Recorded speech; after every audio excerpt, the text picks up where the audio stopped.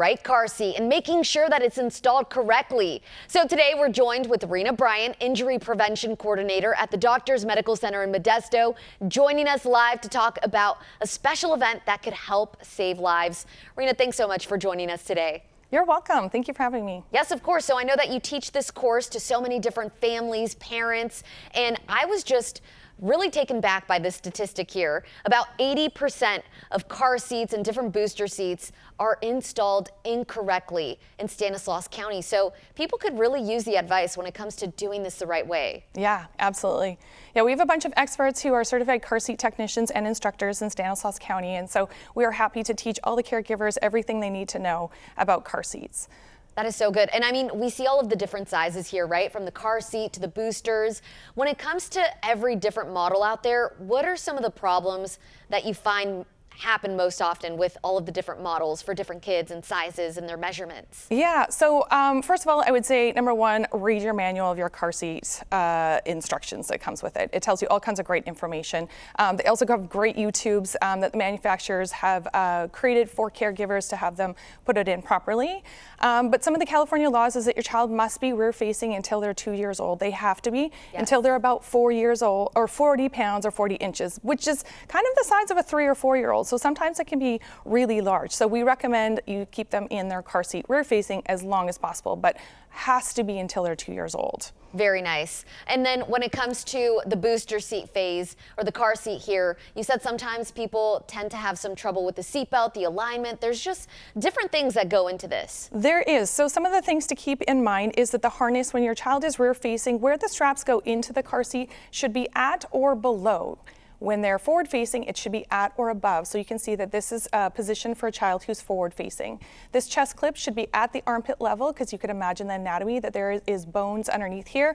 Too high is airway, too low is squishy tummy. And it also should be very tight, that we call it pinching right here, the pinch test. If you can pinch any of the webbing, then you need to tighten up the harness so that the child stays very close and tightly in the car seat. When we're talking about the forward-facing car seat here, which is a little different than the rear-facing, is that there is a tether, which is this magical strap on the back that a lot of people don't realize is there. And that tethers either to the roof of the car, behind or in trucks. It goes through a loop and to the middle. So there is a lot to know about this for sure. The little things, I'm sure they go a long way. I haven't had kids myself, but when it's time, or for people out there that are first-time parents, those little tips, they can make all the difference. You know, doing the little pinch, making sure it's aligned correctly. Out of all of these car seats, I mean, is there one that you could install here with us that's pretty easy to put in place?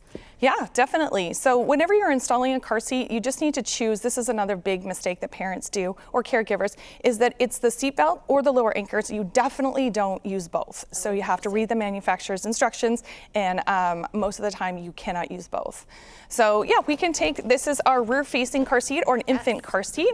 And with this one right here, what you want to do is on the rear-facing one is there's a little alignment bubble here, and you can see that you have to align it so that the bubble's in the middle. Manufacturers make lines, they do color coordinated, there's all different kinds of things. And so what you have to do is, I'm just going to pop this carrier off here to make our life a little bit easier.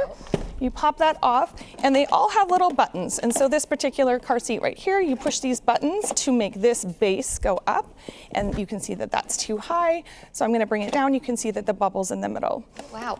Okay, so there's a lot that goes into this. A lot. I mean, just looking at you trying to put this seat together, the alignment, you know, the different model of the car.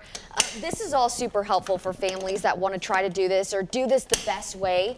If they want more information on how they can go to an in-person appointment to have an expert like yourself help them out and install a car seat properly, like you just did within, what, a couple seconds here? Right. Where could they get more information and just go to different installations in person? You bet. So if you follow our Facebook or Instagram page, that has all the different inspection stations that are around Stanislaus County, or we do big community events as well that people can just come, first serve, and they don't need an appointment. Very nice. So what should you search up on social media to find that? Safe Kids Stanislaus. Safe Kids Stanislaus. So you heard it right there. All of the tips and tricks just to make sure that the kiddos are traveling safely.